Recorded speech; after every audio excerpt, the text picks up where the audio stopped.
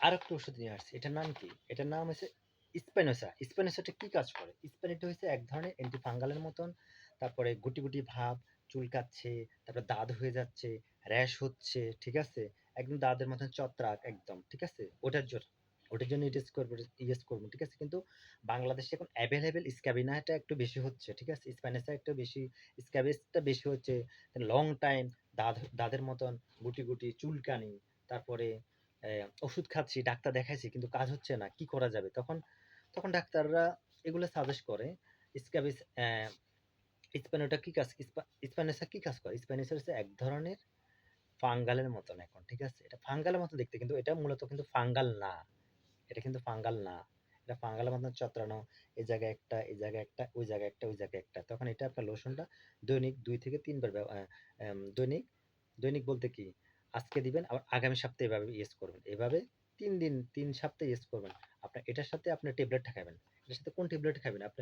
এ আপনি আবার বড়িকোনাজল খেতে পারেন। বড়িকোনাজলটা খাইলে ভালো অথবা ইট্রোকোনাজল। এইভাবে ১ থেকে ৩ মাস পর্যন্ত খাবেন। আর এই লোশনটা ব্যবহার করবেন বা ফ্যামিলি যদি সবাই থাকে, সবাইকে ইউজ করাবেন, সবাইকে দেন চোখ, মুখ ছাড়া এটা একটা ছত্রাক ধরনের রোগ, ঠিক আছে?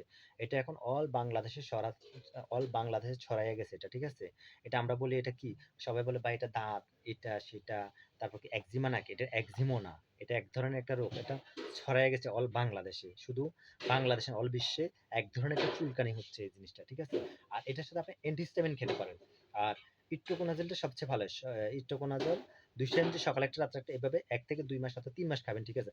আর লোশনটা ব্যবহার করেন আর এর সাথে অ্যান্টিহিস্টামিন ব্যবহার করবেন। আর এটার সাথে ক্রিম যদি ইউজ করতে পারেন, কম্বিডাম, কম্বাসিড যেকোনো একটা আপনি ইউজ করতে পারেন। এই গ্রুপের যেকোনো একটা। এটার মধ্যে ৩-৪ অনেক ধরনের উপাদান আছে। যেমন কম্বাসিডে কি, কি আছে?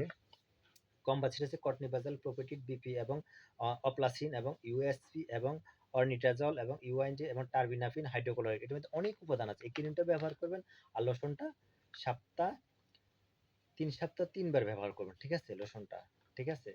আর স্ক্যাবিনা বললাম না? স্ক্যাবিনা এটার এক ধরনের রোগ। এই ধরনের একটা চর্মরোগের মতন, ফাঙ্গালের মতন। কিন্তু এটা অনেক ধরনের রোগের। এটা এমন একটা জিনিস হয়েছে অল বাংলাদেশে ছড়িয়ে গেছে, অনেক কাজ করে, ঠিক আছে? প্রত্যেকটা ঘরে, ঘরে এই জিনিসটা এখন প্রত্যেকটা ঘরে, ঘরে এই জিনিসটা এখন হচ্ছে, ঠিক আছে? এই জিনিসটা। এটার নাম হচ্ছে স্পাইনোসা, ঠিক আছে? আর ভিডিও যদি ভালো লাগে দেখবেন। এটা দেখে অনেক কিছু শিখতে পারবেন, অনেক কিছু জানার আছে। কি কারণে হচ্ছে।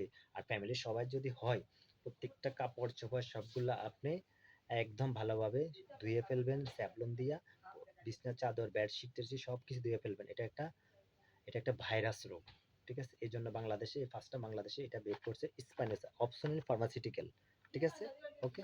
আল্লাহ হাফেজ।